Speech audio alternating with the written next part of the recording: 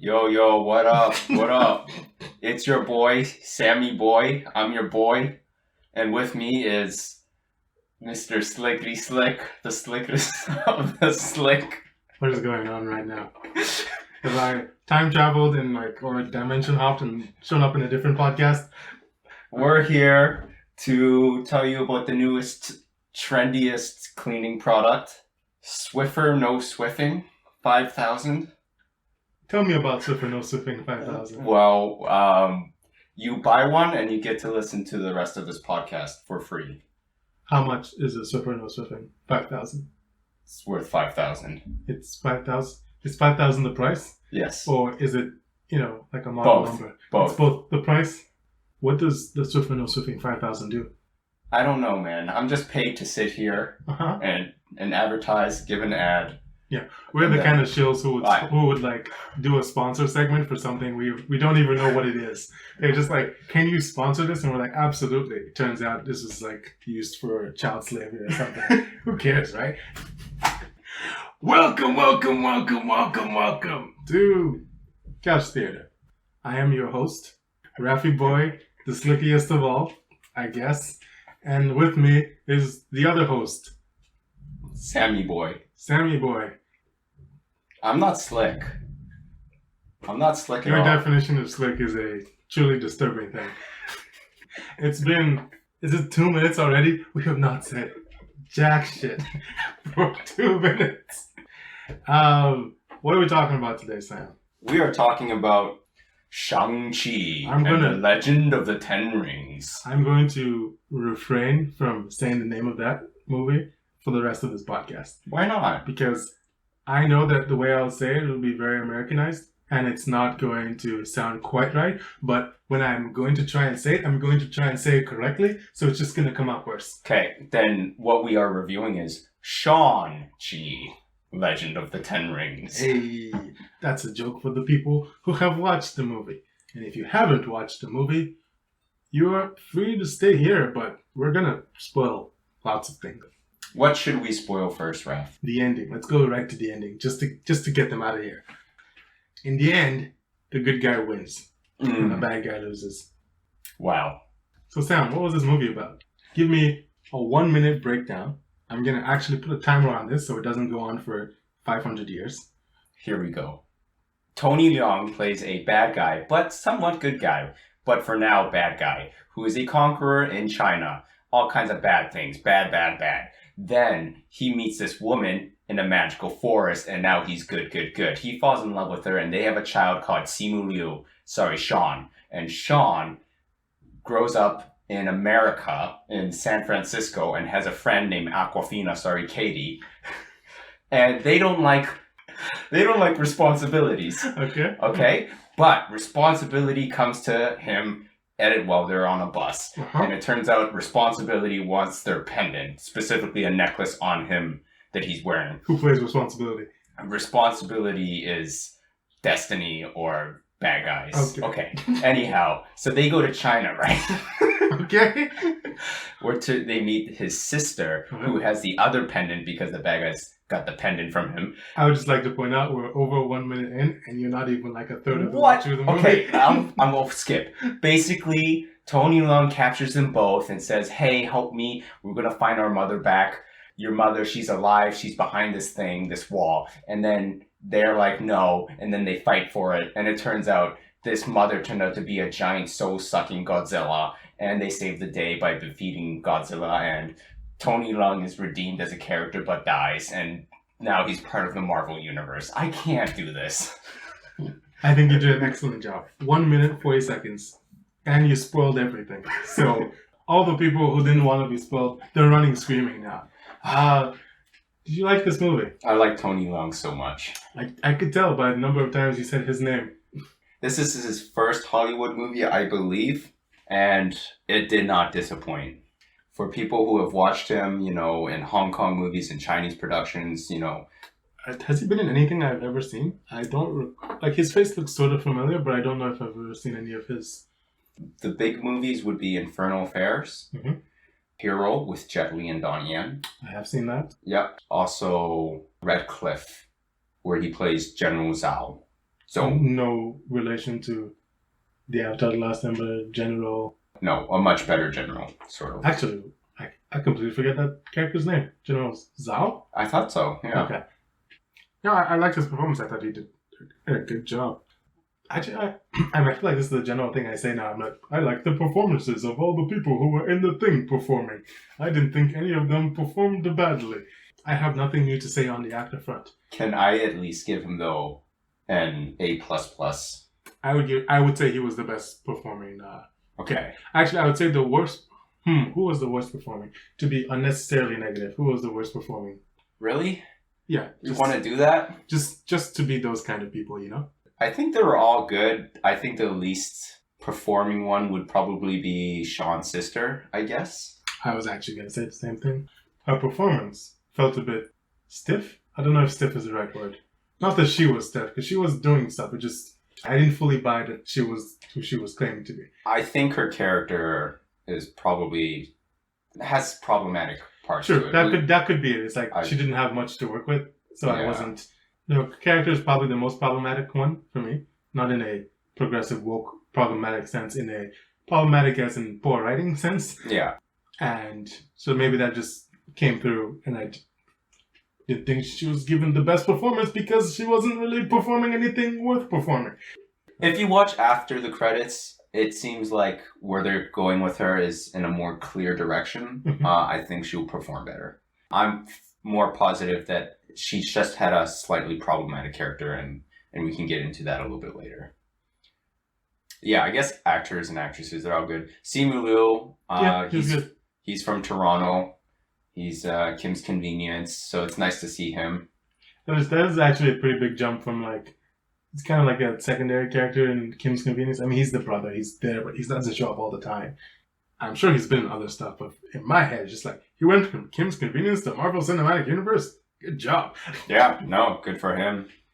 Yeah. And he put a lot of work into it, it seems. Like, in terms of the action, his kung fu is pretty good. Yeah. The action in this movie was fun. Overall, I'd say it was good. But it was also sometimes jarring, because they were trying to do that, I don't know if there's a name for it, but that Hong Kong movie style. Isn't that just energy? Yeah. Is that what you're talking about? No, just the like very obviously there's a rope here kind of action where like you kick someone and they fly off, or you like, jump 500 meters before you land your own kick. That kind of Chinese movie type of martial arts. But they were also trying to do the same. Also like, this is still Marvel, so we're still going to do some of the Marvel stuff. And sometimes that came together really well and it was like really good. And sometimes I was just, action seems a bit confused right now. So there's three types of actions that I noticed. Before going further, I guess I should say, yeah, the action was developed by Jackie Chan's team. So that's why the action looks actually pretty superb when it comes to more grounded, realistic stuff. Okay. So I think there's the more grounded, realistic with some interesting twists and stuff, kind of like a little bit of Jackie Chan style in there. Like they're on the bamboo when they're fighting on the building with the bamboo. That's like Rush Hour. Yeah, that did feel very reminiscent of something Jackie Chan would do. So that's the first type of action. The second type of action we see is, I feel, more Marvel art action, which means there's more CGI involved, right? And stuff like that. And then the third type of action is that you mentioned, which is the Hong Kong or Chinese style of action, where you have people kind of floating in the air because gravity does not apply to them.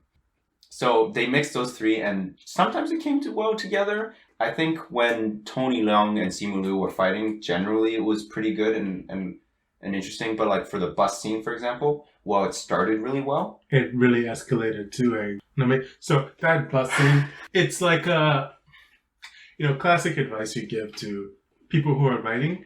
Not necessarily classic, but very common advice is start off with a bang. When I grab the first page of your book or your screenplay or whatever, you need to tell me why I'm interested, why I care, right off the get-go. You don't spend the first 10 pages giving me boring exposition. I'm not going to read that.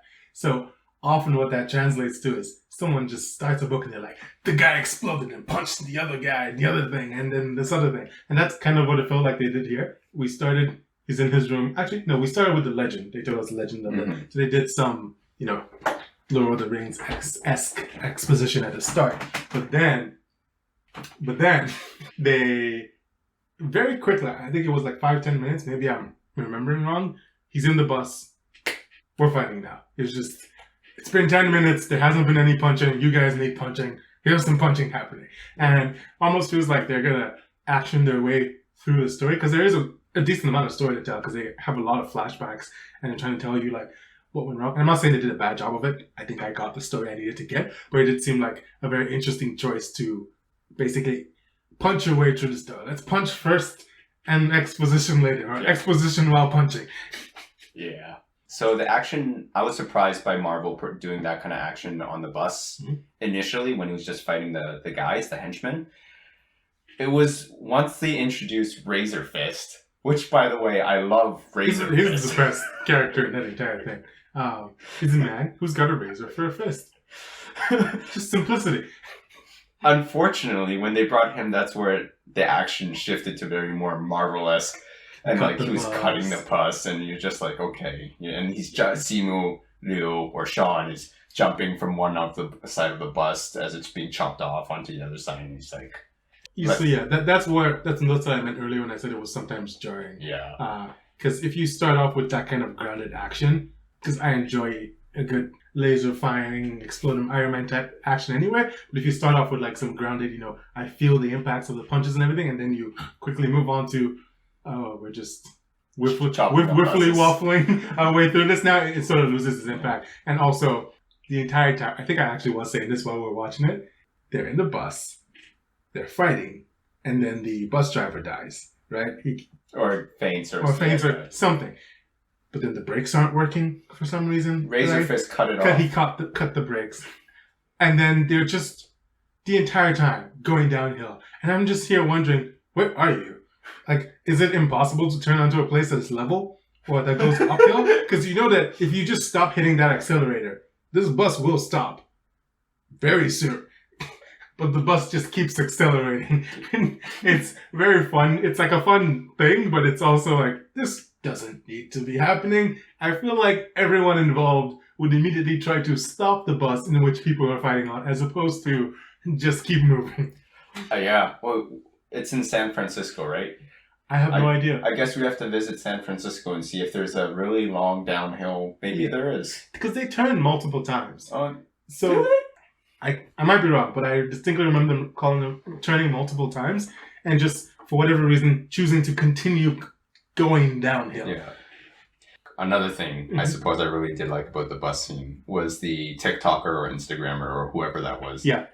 that is me, man. That is you? That is me. You take out your phone while people are fighting on the bus? But I'm like, oh yeah, I've done some martial arts back in the day when I was a kid.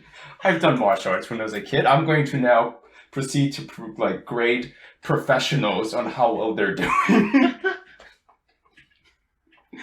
Yeah, I can see you doing that. I mean, it's not even really a new thing anymore, but I still enjoy it. Just I guess almost a commentary of where we are in our society. That this is probably the genuine reaction of people. They would just take out their phones and start recording a video. Yeah. So that's one. You want to bounce around as dudes, things we like, things we didn't like? Sure. All right, we're gonna start with a pro. One thing you liked about this movie? Tony Leung. We're back at that. Well, you already spilled about it. All right, fine. I'll bring up another character that I liked. The Ben Kingsley character, Trevor Slattery. The one who was in Iron Man 3. The fake Mandarin? The fake Mandarin. I loved how they brought him back in.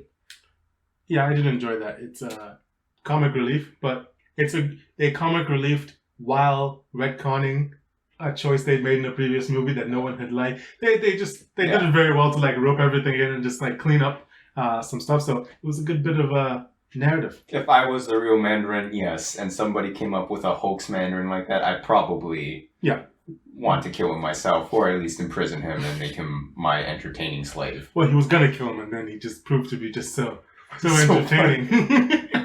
He would just debase himself to stay alive. And you're like, oh, this is comic gold. I'm gonna go through my list. I like that his character had more layers than I initially thought.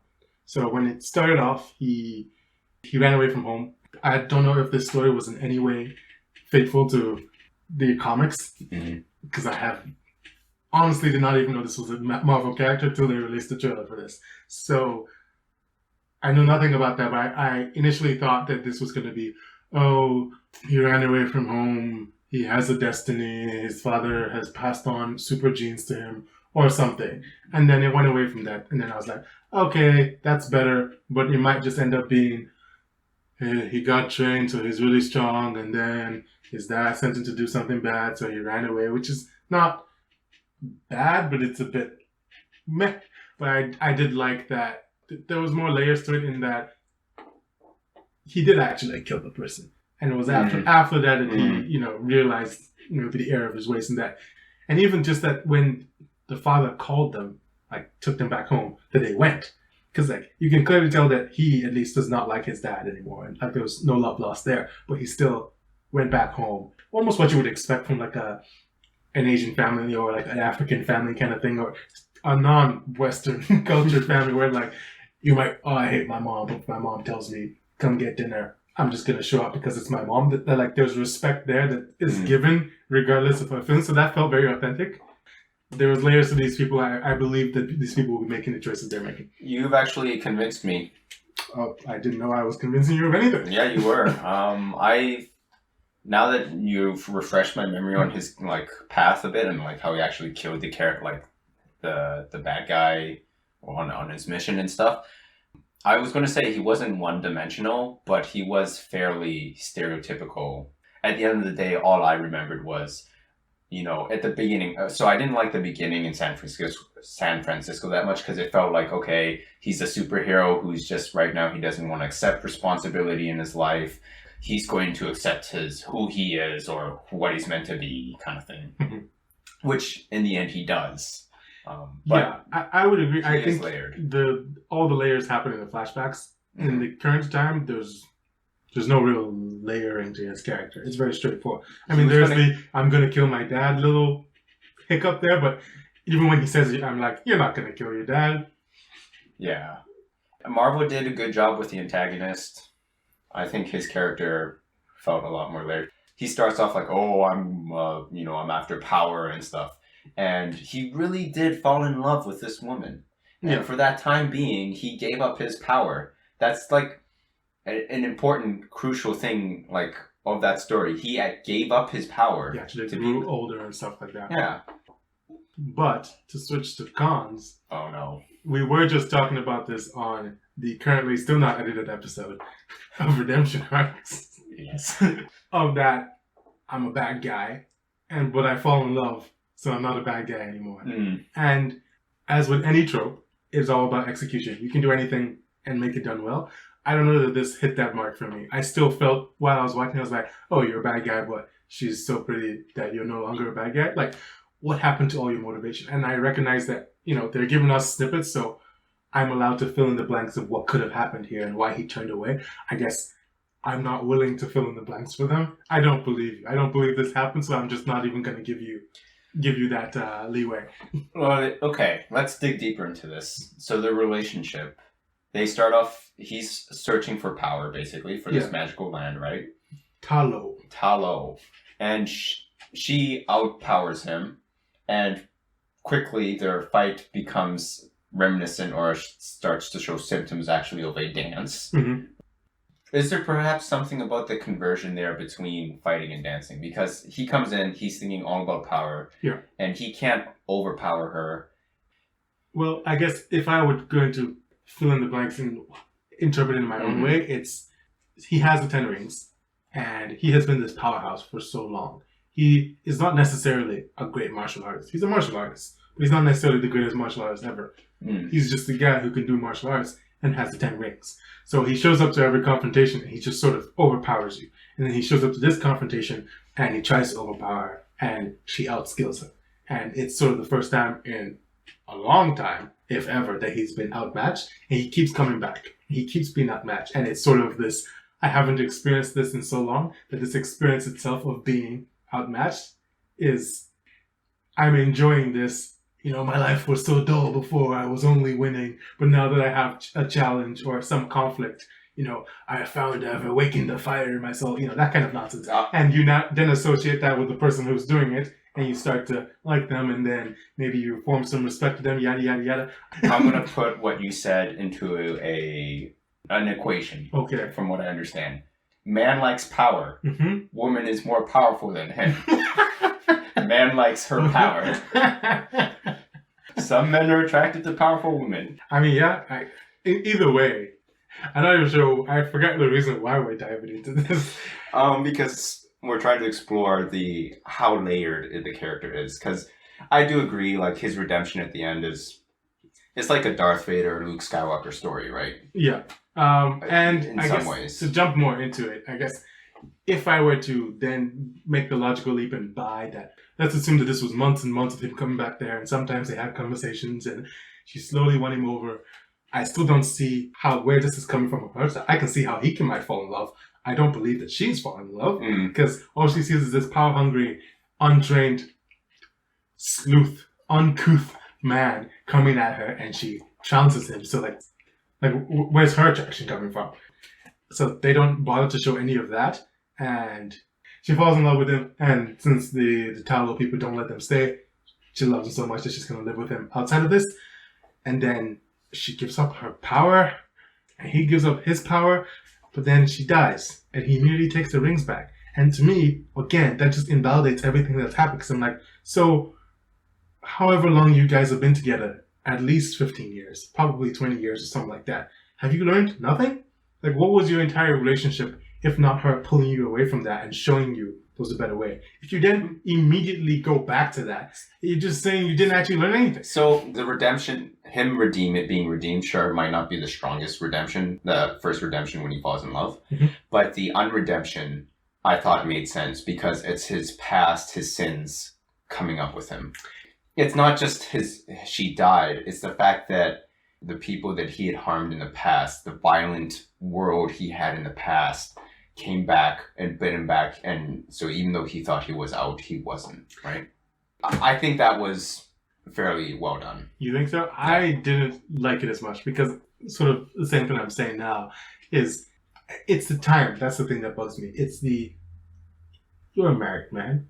You came into this relationship probably with some character flaws that have, if not are completely gone, have in some way toned down. Mm-hmm. Do you think that if you guys were in a relationship for, let's say, 10 years, and this person and their influence has been affecting you for 10 years, and then they die? I mean, first of all, whatever bad things you were doing are definitely affecting you for 10 years. So there's no way, realistically, that you guys haven't, had situations where some of these people come in, and maybe he fights them off, and he thinks, oh, I'll get the rings, and she's like, no, and he agrees, blah, blah, blah. These things must have happened over the past 10 years. It couldn't have just been, sunshine and rainbows. So then the one time she dies, you're like, I guess I'll get the rings again. It's like, okay, I can believe that a human being would do that. Yes. So that, I guess my argument isn't that it's unrealistic. My argument is that you could have written something that was more interesting. I guess that's my title. You could have written me something more interesting than that. I suppose we can move on, but I'll leave off of this. If his character had gone straight back into seeking power again and militarizing and all that stuff, then sure, I think that might be a bit too far. But what the undoing of his character was purely revenge, which at first was purely revenge, which I see as possible, and then was because he was basically revenging on the gang. So you're saying he didn't take up the rings intending to take them up permanently. He just took them up just to kill those people? He didn't start seeking power again. He didn't start trying to create an empire in the shadows or anything again. He still had something there. The empire would never really left based on what the movie presents. I mean, sure, he had some, but I don't think he was straight back into that. I think at first it was more about revenge, and then secondly, it was about him finding her again. Yeah. As a character, he's unredeemed, but he doesn't exactly go back to the same exact person he was before, right? Fair enough. I still don't like it, but fair enough. Let's move on. A pro now, something we liked. Michelle was in the movie. So is all your pros just actors? Just actors you liked? Michelle Yeoh. Tell me about Michelle Yeoh. She's in Crouching Tiger, Hidden Dragon, which has got that Chinese kind of action. And that most of that did happen around her and her sister. So I didn't like the beginning too much, their life in San Francisco, but... You jumped straight into a con? This is pro No, so So what I'm trying to say, what I liked about San Francisco, Mhm. what I didn't like was the characters' initial flaws. Basically, they don't want to accept responsibility, kind of thing. Yeah. I didn't like that part. As for the culture, it felt like Asian American culture. I thought that felt pretty cool. Yeah, that felt pretty authentic. It felt Yeah. pretty accurate. As not an Asian American myself, I can say that felt pretty authentic to me. And, Aquafina not being able to pronounce Sean's Chinese name. I don't know, is she Chinese in the movie or Korean? I think she's Chinese in the movie. I don't know. I have no idea. Man. In any case, there are Asian Americans, such as myself, who do not speak the mother language. Yeah, and they're inundated in the culture in some way, but not in other ways. Yeah. I did like that bit of realism. I'll give a pro and a con. They're the same thing. Aquafina. Go on. I enjoyed her performance. She's there, not as much comic relief as Ben Kingsley was, the fake Mandarin. So I enjoyed the humor she brought and sort of the flair and all that was fun, but her character was legit not doing anything for me. The person, your sidekick, needs to have a thing that they're doing themselves, not just sidekicking. Obviously, whatever their story is has to be like a B plot to your A plot, or even a C plot, but there should be something there that they're doing. And while this does try to tell me, she also accepts responsibility too by the end, it's like, she's just sort of there, and then because they're friends, she falls him into unrealistically dangerous situations. I'm gonna tell you right now, you're one of my closest friends. If I suddenly found out that you were like punching people and had this whole dark secret past, I would not follow you to China. That is not something I would do. So I don't know where she got this instinct from. Dang it, Raph. I have tickets for next week. Well, you haven't started punching people on buses yet, so that part I find pretty. I'm like, I don't really buy your motivation. She's just sort of tagging along. She's just there to sometimes be witty and sometimes make sense, and just it felt to me like she was just there to sometimes be Aquafina, be like, hey, isn't she just charming and like has personality? I'm like, yes, she does, but like, can this character do something? And then they get to Talo, and she picks up first of all, she doesn't even say anything. They're just like, the old woman just takes her to the archery range, just like, pick up the thing. If you aim at nothing, you will hit nothing, or whatever. And I'm like, that's an okay line, but why do you think she has any skill archer? And then she picks up a bow, and lo and behold, she is good at it. And less than 24 hours later, just taking like prime targets. I'm just like, no, this character is not working for me. Okay. So don't get me started on the bow. But so I felt like her initial presence, even though I didn't like the idea that like, he's a lack of responsibility and he needs to accept who he is and stuff. She complimented that. She shared the same flaw, I suppose, as him, right? And that's kind of what they were highlighting, as opposed to, and the difference where they veer off is Sean knows kind of what he needs to do when it's, but he doesn't want to do it. Whereas Aquafina actually legitimately doesn't know. And it kind of fitted to me well with the Asian American culture, like her storyline. I'll say this. Does he really know what he is supposed to be doing? Because yes, I understand that he's shirking responsibility, but what responsibility really? To return and lead his father's criminal empire? He doesn't want to do that. It's not really a responsibility he's shirking. It's more of a lifestyle he's decided not to follow. I think it's to face his dad. Is that a responsibility, really, though?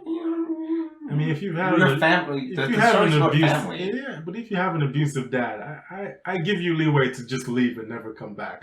That's the thing you're allowed to do, I guess. Okay, so I was okay with her because she is charming. Yeah, and she wasn't in your nose for the big plot points, right? Except for the book. For the very end, they had to ruin her.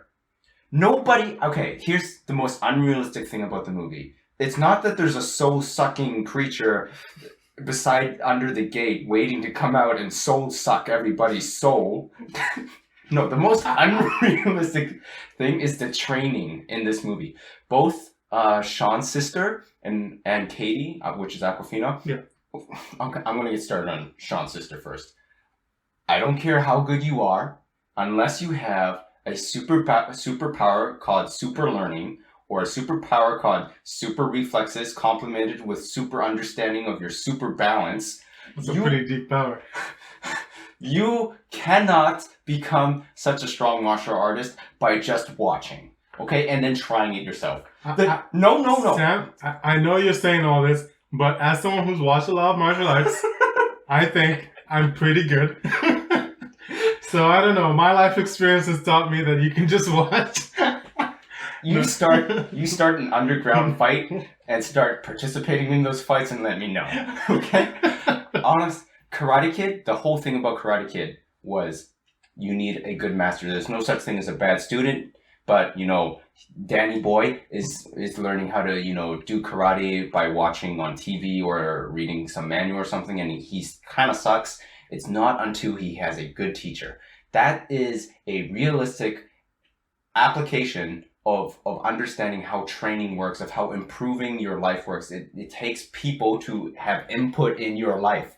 You can't just say, I'm going to watch my brother get hit with sticks and be like, I've learned something. Okay, I'll give it this one aspect of it. Okay. Is that she didn't just watch. She did practice. Granted, it was solo practice, which is, you know, suspect. But she did practice. So you can imagine, if you want to give them as much room as possible, that she saw him do something, tried to do it herself, probably made some mistakes, and then watched him again make similar mistakes or different mistakes, saw the corrections, and tried to very critically and with very extreme discipline apply that to herself. Mm-hmm. I also don't think that's a thing that could have happened, but even if you have a teacher and you never fight, you can't fight.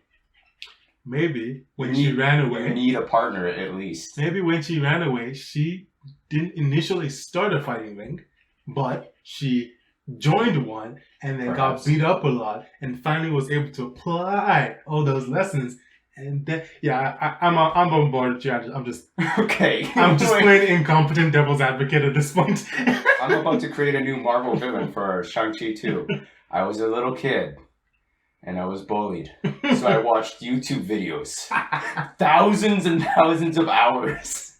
So many YouTube videos. Look at my recommendation. Nothing but martial arts. I did grappling practices, jujitsu practices, and judo practices with my teddy bear. Yeah.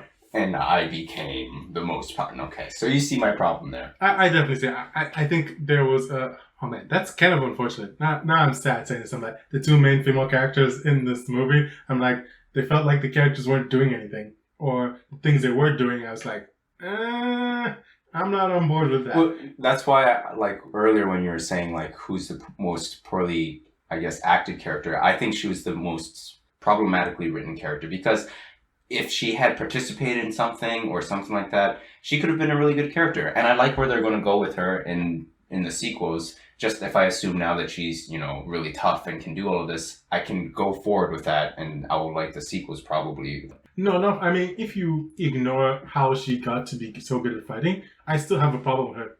Whatever her character is doing this entire thing, because I didn't like being left out of the boys club, so I trained on myself, made myself tough. That's cool. And then my brother left me, and I felt, you know, abandoned and betrayed, so I went on my own, did my own thing. That's cool. Wonderful. And then my brother comes back, you know, I don't need you, I don't care. Wonderful. And then my dad calls us back, and I'm there. And then my brother goes on an adventure, and I'm sort of just there. Like, again, similar to, I don't know why Aquafina is following him on this adventure. I don't know why his sister is here. Like, I know why she came back. Their father ordered them. I don't know why she's siding with him or following him into this dangerous situation. It doesn't seem like something she would want to do. I mean, I believe it more from her than from Aquafina, because at least she's his sister, and there's something there. And then by the end, you're like, hey, she wasn't that good after all. She's taking over the criminal empire. And I'm like, yeah, I mean, you never told me she was a good person. She was just sort of there. True. I think they'll do better with her in the future. I hope so. With the amount of flashbacks, and they they really focused on the protagonist and antagonist in the movie. Mhm. Really on the antagonist a lot. So I guess there just wasn't enough time for her to be developed as much as would be good to develop her. Do you have another pro, perhaps? Because I have a longer list of cons. I've said a lot of pros. Did I already mention Razor Fist? Oh, what I liked is how I found out his name was Razor Fist. By his license plate?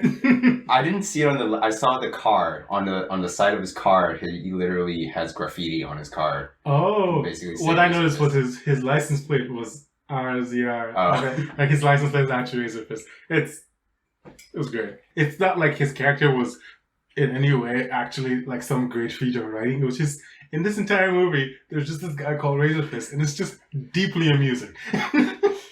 Yeah, and I like the part where he takes a dragon skin or whatnot, and then puts that as his new razor. And I'm like, yes, that's cool. Now he's Dragon Razor Fist.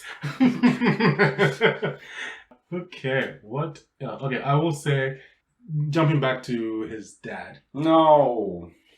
Okay, I guess really the summary of this is I liked a lot of the performances and I was having fun, but like not even after the fact I stopped to think about it. It was like during the fact, sometimes even before the fact, I was like, this doesn't make any sense whatsoever. And that is a problem, you know? I'm all down for turn off your brain movies. You know, Fast and Furious 7. Furious 7 is one of my favorite movies. It was one of the best experiences I've ever had in a theater. When you step into that theater and you sit down and the movie starts, everything about that movie is telling you, do not, for 1 second, think about anything that's going on right now. It's family and it's stunts and they're basically superheroes. Like it sounds silly, like, oh, the movie tells you to turn your brain off, but there's a buy-in, right? The movie it's the same reason, you know, you might read a comic book and accept something and then watch a live action movie and not accept that same thing. It's like it does what it's trying to be. Yeah, it's presenting you something and saying this is the buy-in. You need to, you know, ignore these things to have fun in this movie. This movie is not telling me, obviously it's a superhero movie, there's some buy-in there, but like the things like with the archery, and it's not giving me the cues to buy into this kind of things. It's telling me it's a different kind of movie and then these other things are happening, and that's where I start having problems. So I had a point. The point was that I liked a lot of the performances and the movie was enjoyable, but overall it sort of didn't make sense a lot of the time. The core theme and plot was good, but like a lot of the details were jarring. What I was going to say about the dad is I don't believe that he was that stupid. He getting deceived by this entity to unleash it. So first of all, just a pedantic thing I'm going to say, which doesn't actually matter for this movie. This is not a real criticism. Is I don't believe that this 10 Rings is the only thing that can release this monster from here. Surely, in this world with all these Captain Marvel and just so many powerful beings, surely there is something else that can release this. Surely it's not just the 10 Rings, but whatever. That doesn't matter. I'm watching a comic book movie. Also, pedantically, he's been alive for what, over 1,000 years? This isn't the first time he's had something he wanted. It could have been whispering to him before. There's so much power here. You know what? I'll take that back. Let's assume that it was whispering to him, and that's why he wanted to get into Talo in the first place. I'm going to give the movie that, even though I do not believe that's actually what they were trying to do. What? There was whispering. For him to get into Talo the first time? Oh, I don't know. Like saying that the reason he wanted to get into Talo the first time was because it was whispering to him that there was power here. Can't we just say love is blind and move on? And it made no sense. It's like, I understand that it might start, you know, deceiving you and making you think, oh, your wife's here. But then when all evidence is telling you this is not the case, are you a moron? Like, you can get fooled, sure. But then when you get there and literally everyone's telling you, bro, behind there is a soul-sucking monster. Not your wife, a soul-sucking, world-destroying monster. That's what they're. He's like, I don't believe you. Joke here. Ha, ha, ha. Nice one.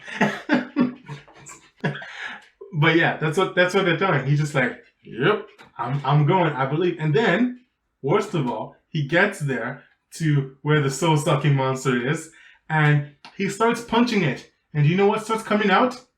Because of the joke you made. Now, I'm so self-conscious of what I just said.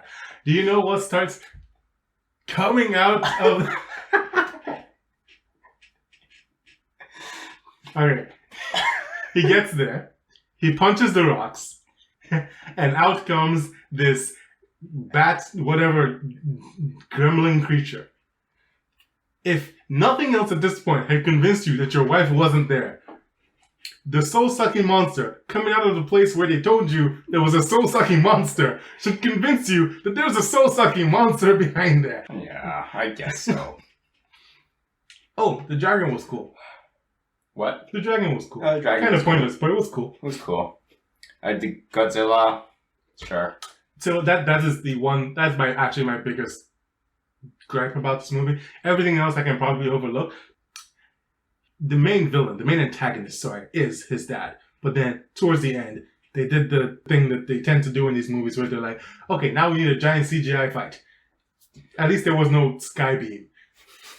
with some dubstep. Yeah. So it's like at the end, we got to the end, and there was this giant monster that we had to fight. Cool. And we fought it. And this entity that you had introduced 30 minutes ago of this 2-hour movie, this entity that I don't care about, this entity that you have told me was so terrible and so powerful that you had to seal it away and you couldn't kill it, dies immediately. So By Aquafina's arrow.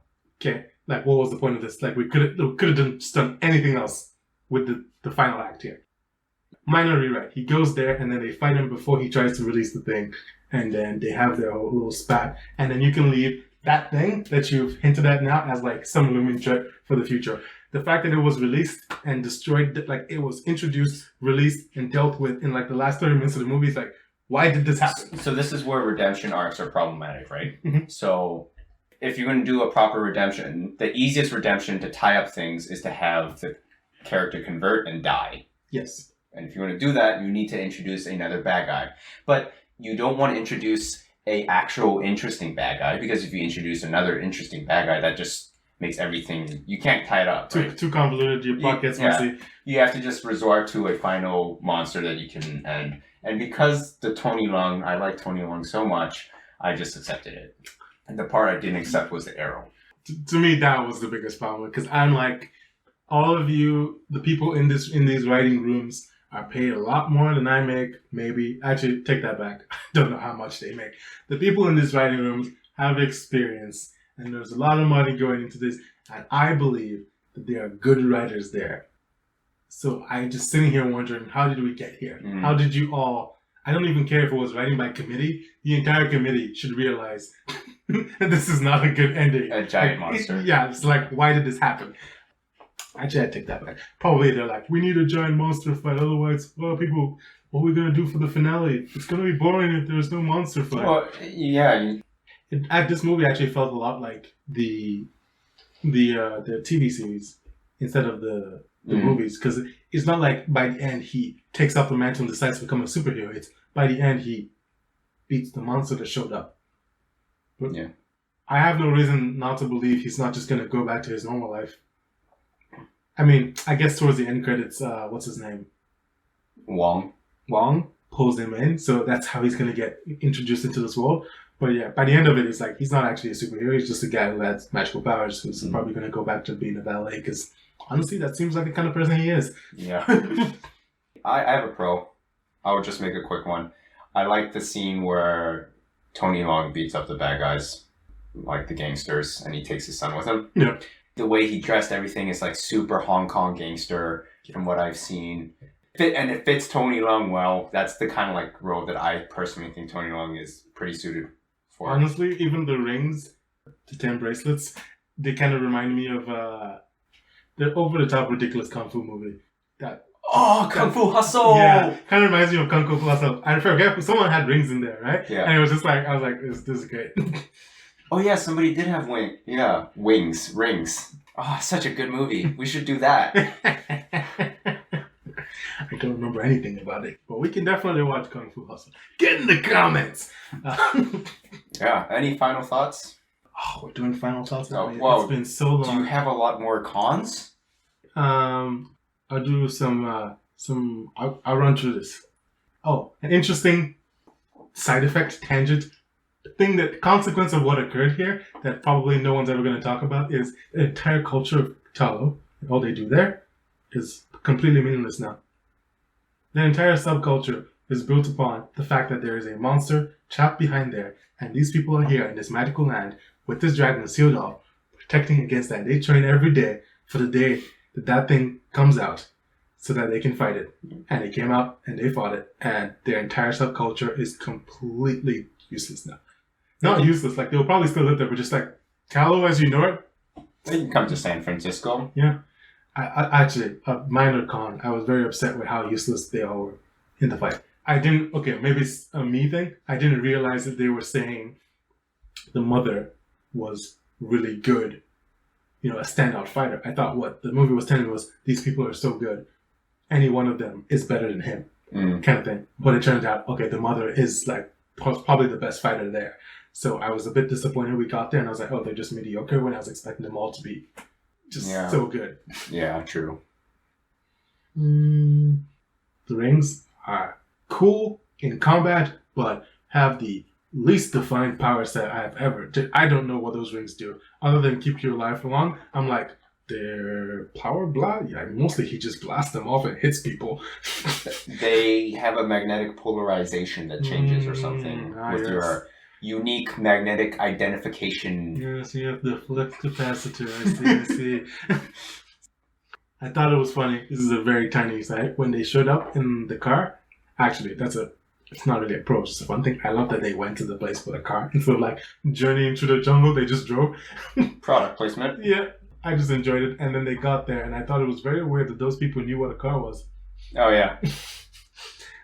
I didn't understand the entire thing with the postcard. This is before they went there. When the postcard showed up, but it wasn't him, it was the sister. And I was like, this entire thing didn't need to happen. If you want to call your kids back, just call your kids back, man. You don't have to send assassins after them. Yes. I don't know why Wong was in that underground fighting ring. It seems so out of character for him. It does. It is actually extremely out of character for him, but whatever. We need a Wong movie now. Yep. To explain just one scene. The prequel. Dragon skill is a thing that they had, and I don't know where they get it from. Presumably from the skills of this dragon, but that sounds like a real painful process that the dragon probably wouldn't sign up for. Razor Fist is on this list. That's just one line. Razor Fist. Can you say good? Can you say bad? No need to. I don't even know what I'm trying to say here. Oh, I recognize it's changing, it's a portal, whatever, but I'm like, the way the movie presented, I'm like, so you could just taken a helicopter and just gotten there, right? But no, it's a different world. It's not actually physically there, whatever. I think that's most of what I got. Before we end, my friend told me that we need to come up with some arbitrary rating system for this. Oh. Like a flavor or... I do enjoy, so the Weekly Planet Pod, I do enjoy their worst movie ever and best movie ever. Because the idea there is the internet has no nuance. Basically, the entire conversation is the review of the movie. But like at the end, there's like, so best movie ever, worst movie ever. And you just give one or two. It's like, no, there's no nuance here. But yeah, a flavor would be interesting. See, would you give, like, maybe this movie's a coriander? Ooh. I don't know. Yeah. Mochi. This movie is a mochi? Or alternatively, we could find 10 movies by Nicolas Cage and rank them from worst to best, and then equate that with that Nicolas Cage movie. That sounds overly complex. I mean, it's just fun though. What if it's like... I would say watermelon, but you don't like watermelon. Maybe watermelon is it. You have so many cons after all. That is just the nature of the kind of movie watch. I can watch a movie and be like, I love this movie, and then like spend 5 hours telling you all the things I hated about it. I love The Wheel of Time. It's my favorite book series ever. If you get me to talk about Wheel of Time, I'd probably spend most of the time telling you about things I didn't like about it. Okay, we will work on our rating system. Alright. For now, this movie gets everything you just heard. Boom. Oh, also, we're on Spotify, iTunes, Audible, Google Music, and a bunch of other stuff. And we're also on the socials. We're on Twitter, Instagram, Facebook, other things. We're not on TikTok, but Sam has promised to create a TikTok account No and way. post the funniest TikTok videos.